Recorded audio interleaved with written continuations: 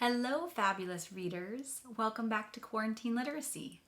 I hope that you had a wonderful Earth Day and that you were able to celebrate in some way that you felt was contributing to helping the environment, helping save our planet.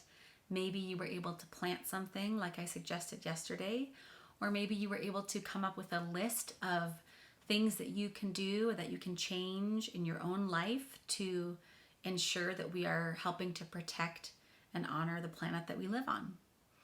So today is our last day of this wonderful theme of making the world a better place and changing the world for the better.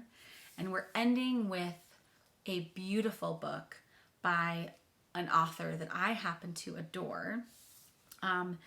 This is called Malala's Magic Pencil, and it's by Malala Yousafzai, who is an incredible woman. And in fact, she published, I believe she wrote her first book when she was like 15, or she at least started at that point, I think.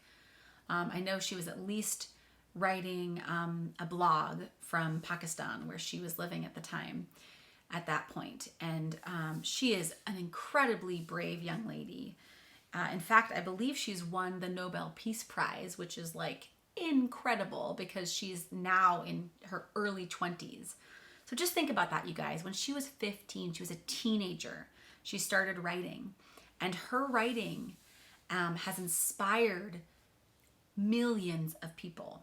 She is so brave and so incredible that she has won this very, very prestigious award that, most adults don't win, let alone, kids. So I just want you to listen to this story and pay attention to the fact that this is one girl, right? And she is fighting against oppression in her entire country. She is pushing back and displaying bravery that most people don't even come close to in their lifetimes. And in terms of making the world a better place, there's nothing more powerful that you can do than speaking out against injustice. So without further ado, Malala's Magic Pencil by Malala Yousafzai, illustrated by Kara Scoet.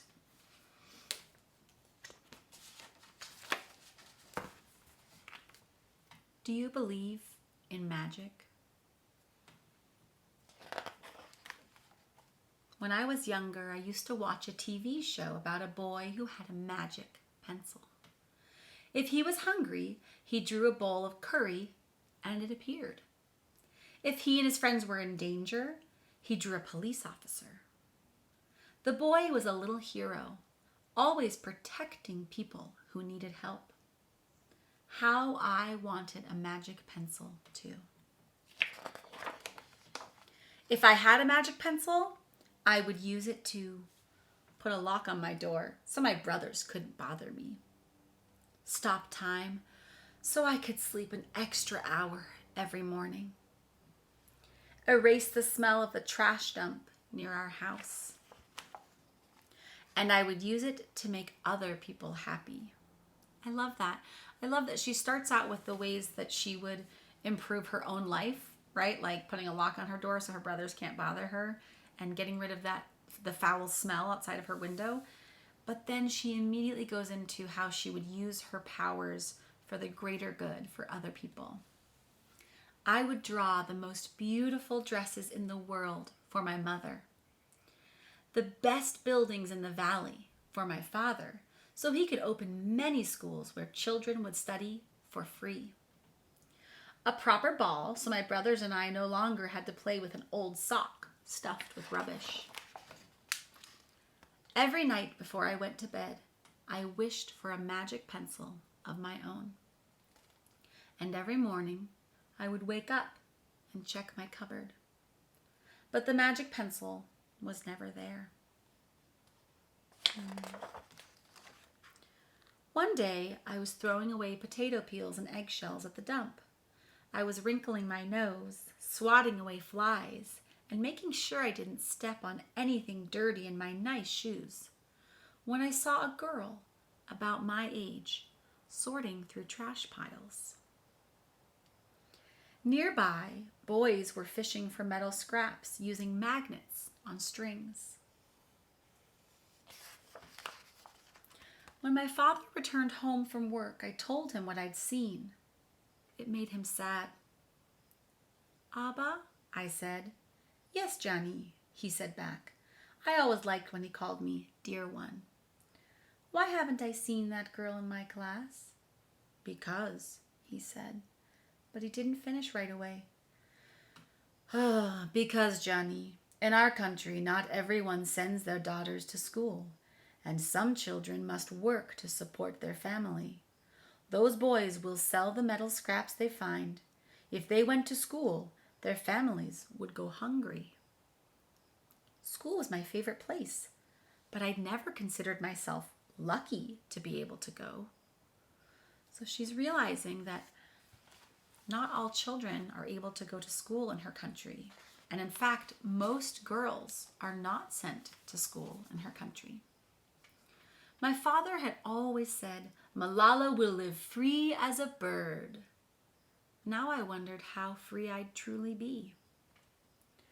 That night I thought about families who didn't have enough food, and the girl who couldn't go to school, and even about when I was older, I would be expected to cook and clean for my brothers because where I came from, many girls weren't allowed to become what they dreamed of. I knew then that if I had the magic pencil, I would use it to draw a better world, a peaceful world. First, I would erase war, poverty, and hunger. Then I would draw girls and boys together as equals. I know we talked a little bit about the history of racism and slavery in our country, but in many countries, there is still a system of oppression going on where many people don't have access to education or the rights that the rest of the citizens enjoy. And in fact, she's talking about the fact that girls in her country don't have access to the same rights that the boys in her country do. And there's very different expectations because she's a girl. Over the next few years, instead of wishing for a magic pencil every night, I worked hard in school every day. I wanted to be one of the top students in my class. But soon, powerful and dangerous men declared that girls were forbidden from attending school. Can you imagine? Just because you're a girl, you can't go to school? They walked the streets of our city now. They carried weapons. So they didn't just forbid that girls could go to school. They enforced that law, right? They made sure that girls didn't go to school by patrolling the streets and the schools and carrying weapons. Must have been really scary for Malala. One by one, girls stopped coming to school. "Abba, where are all the students?" "They don't feel safe here anymore, Johnny." How could a few men stop all the girls in our valley from going to school? If more people knew what was happening to us, I thought, they might help. Wishing wasn't enough. Someone needed to speak out. Why not me? So this is the question that every brave person who has changed this world has asked and has said. They've asked themselves, what needs to happen to make the world a better place? And then they've said to themselves, why can't I be the one that makes the change? It's incredible and brave. I wrote about what it felt like to be scared to walk to school and how some of my friends had moved away because of the threat that they faced in our city. I wrote about how much I loved school and how proud I was of my uniform. So this is the blog. Originally, she was writing a blog from Pakistan, and she did it with a pseudonym, which means that she didn't use her real name. And then it was being published in all sorts of newspapers all around the world, including here in the United States. Once I started writing, I didn't stop. I wrote speeches and traveled around my country, sharing my story. So eventually people sort of figured out who she was, and she became a bit more of a public figure, and she actually did go around the world and speak. And that was an incredibly brave thing to do, because while she was doing that, she was receiving threats for her own safety. I even talked to a reporter from a famous international newspaper. People actually wanted to learn about my life. I spoke for all the girls in my valley who couldn't speak for themselves. My voice became so powerful that the dangerous men tried to silence me. But they failed. So Malala was actually attacked, and she survived the attack from the Taliban and lived to tell her story. And in fact, it was after that attack that she left Pakistan, and she wrote this beautiful book. This is the sort of kids version of the book that she wrote. And that's when really her life sort of began anew. That's when she wrote, and she developed all of these friendships and connections, and she won the Nobel Peace Prize. Now my voice is louder than ever. Louder because people have joined me, and together we make a chorus, standing up for what we believe. We raise our voices for those in need, help people in danger, even if they are an ocean away. Think of the world as a family. So she's saying that all these people are coming together, that we stand with Malala. She's saying that not everybody is able to stand up and be brave the way that she was able to be.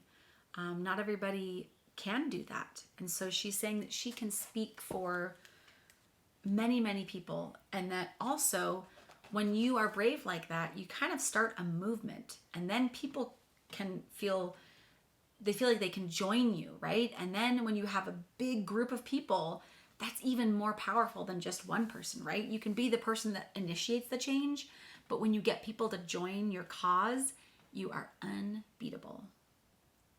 Do you still believe in magic? I do. I wrote alone in my room, but people all over the world were reading my story. Millions now know it and help me spread my message of hope. I had at last found the magic I was looking for, in my words and in my work. I am Malala. I've always wished I could make the world a more peaceful place. And every day I work to make my wish come true. One child, one teacher, one book, and one pen can change the world.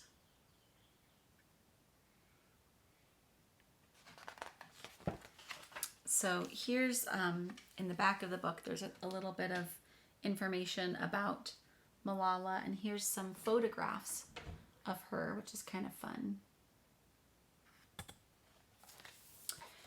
So I just think this is such a strong and powerful book, and I happen to be a huge fan of Malala. I read her, the other book that she wrote, the larger book that's more for young adults and adults. But I just think that this is such a perfect book to end on, because we've been talking about how can we make the world a better place? How can we change the world? And, you know, we started with talking about how we need to dream big and trust ourselves and believe in ourselves and really go for it. But ultimately, the way that we make the world a better place is by asking, what injustices are we still seeing out in the world? What cruelty? And how can we be a part of the solution? What can we do as individuals to join the movements like Malala has started, or to start them ourselves? So I want you just to think about that as you move into your weekend. What can you do as an individual to change the world and to make it better? All right, my friends, I will see you next week for a very fun week of books. Until then, be kind to yourselves. Bye.